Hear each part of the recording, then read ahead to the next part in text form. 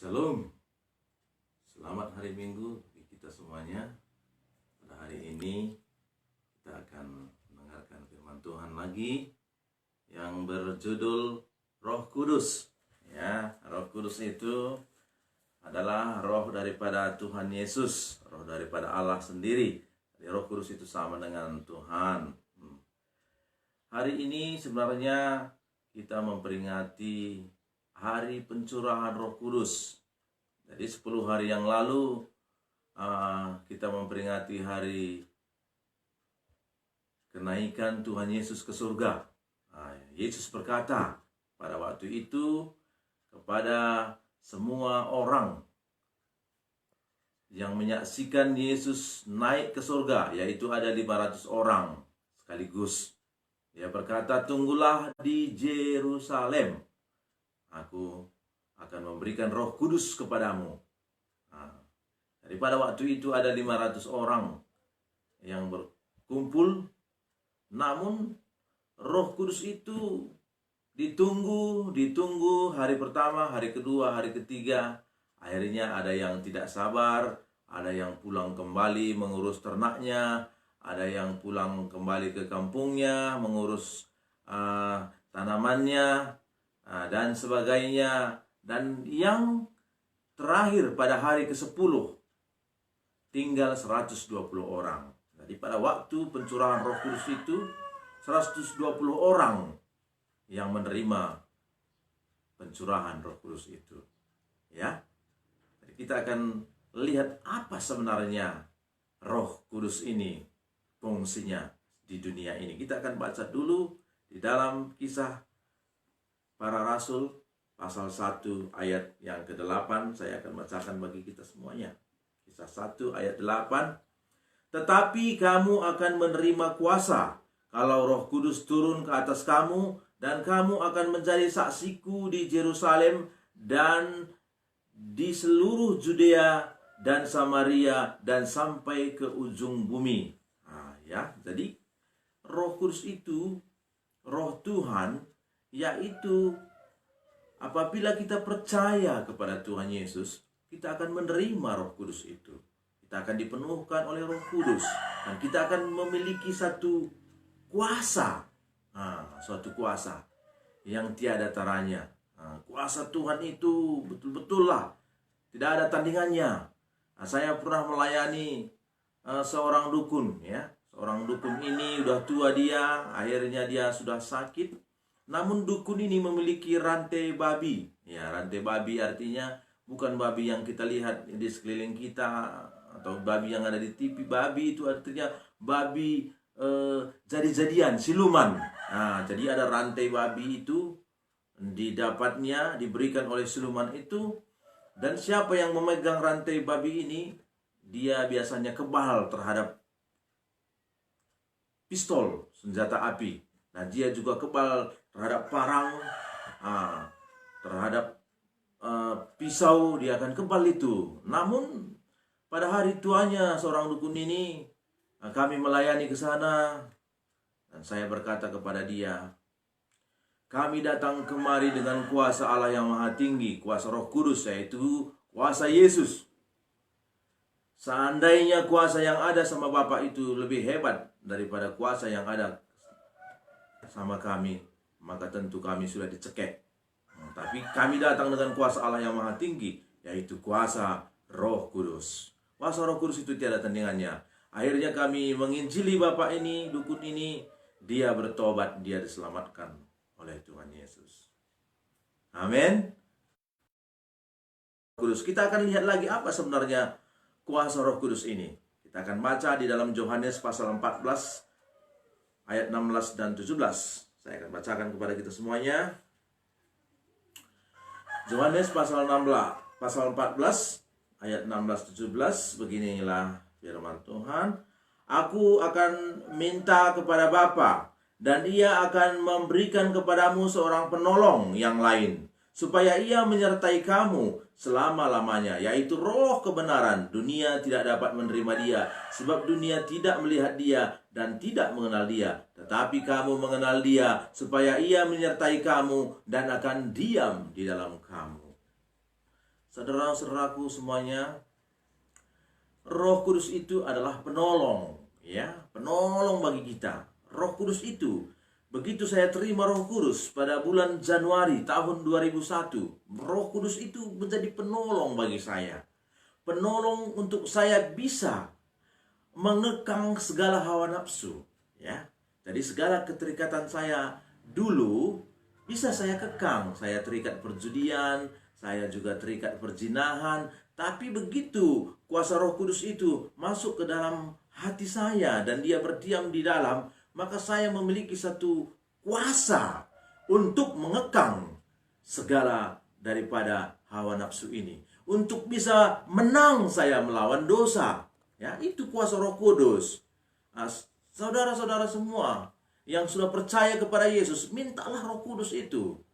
Jadi Roh Kudus itu bisa membuat kita menjadi kuat dan mampu untuk melawan dosa. Bahkan setiap orang percaya, Markus pasal 16 ayat 17 itu berkata bahwasanya tanda-tanda orang percaya itu mengusir setan di dalam nama Yesus. Jadi ada kuasa sebenarnya bagi setiap orang Kristen yang sungguh-sungguh percaya kepada Yesus. Tuhan sudah memberikan suatu kuasa. Bagaimana dengan artinya penuh Roh Kudus?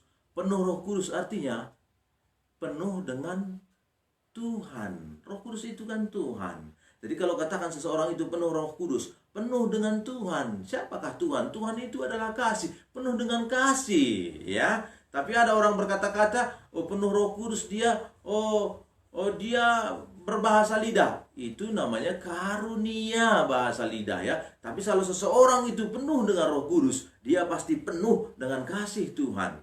Dia akan mudah mengampuni, dia akan mudah memberkati. Perkataannya akan perkataan-perkataan yang membangun, menguatkan, memotivasi. Perkataan yang benar, bukan artinya menjatuhkan, bukan perkataan memfitnah, bukan perkataan merendahkan, bukan perkataan menjelekkan. Itulah artinya seseorang yang dikatakan penuh dengan Roh Kudus, penuh dengan kasih Tuhan. Amin. Ya biarlah kita semua penuh dengan Roh Kudus. Tapi kita bisa merasakan kita ini sudah penuh dengan Roh Kudus atau tidak. Siapakah yang pernah melihat Roh Kudus? Tidak. Tidak ada yang pernah melihat Roh Kudus. Saya mau tanya kepada saudara, apakah saudara pernah melihat angin? Tentu tidak. Tapi kita bisa merasakan ada angin, apalagi angin yang kencang, angin yang sepoi-sepoi bisa kita rasakan di kulit kita. Begitulah dengan Tuhan itu. Bisa kita rasakan dia ada di dalam. Bisa kita rasakan. Jadi kita minta kepada Tuhan sehingga kita semua bisa dipenuhkan oleh Roh Kudus. Amin. Inilah hari pencurahan Roh Kudus pada hari ini sebenarnya. Kiranya dalam hari pencurahan Roh Kudus ini, 10 hari setelah Yesus naik ke sorga, dia mencurahkan Roh Kudusnya. Dan tidak semua orang mendapatkan itu. Bagi yang sabar, ada tadi 500 orang yang melihat kenaikan Tuhan Yesus ke sorga. Tapi mereka sebagian besar tidak sabar untuk menantikan Roh Kudus. Nantikanlah Roh Kudus, rindukanlah Roh Kudus, mintalah Roh Kudus untuk datang kepada saudara. Haleluya bagi kita semuanya. Demikian firman Tuhan dan kita akan angkat suatu pujian. Mari kita semuanya merindukan Tuhan, ya.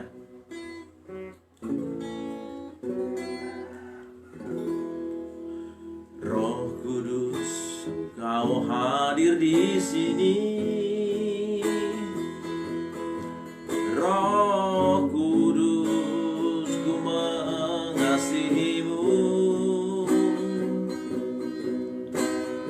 Kau lembut, Kau manis, Kaulah penghiburku, penolongku, diutus Bapakku.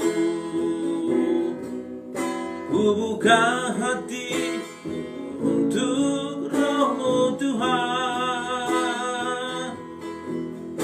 Ku buka hati menyembah-Mu Yesus.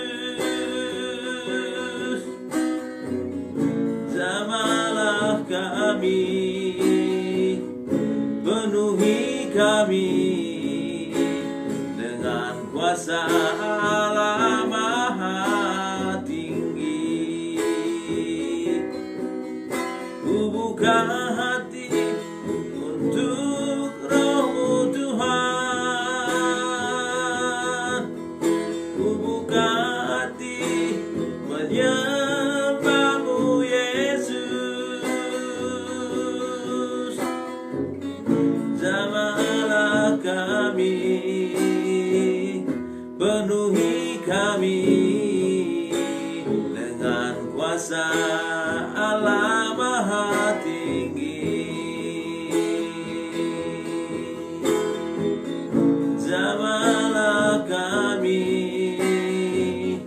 penuhi kami dengan kuasa Allah Maha Tinggi.